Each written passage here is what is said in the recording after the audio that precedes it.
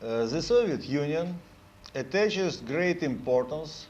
to the Vienna negotiations on the reduction of armed forces and armaments in Central Europe, for it believes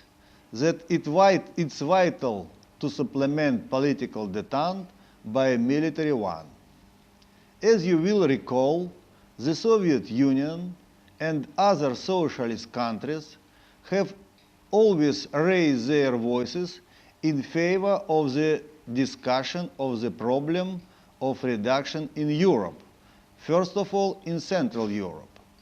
This was once again confirmed in the speech by Comrade Brezhnev, the General Secretary of the Central Committee of the CPSU, delivered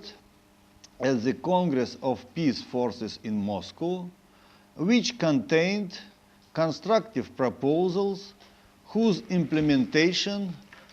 would undoubtedly be beneficial for all the nations of Europe. This, we are sure, would lead to the improvement of the situation in general and create favorable conditions for the people,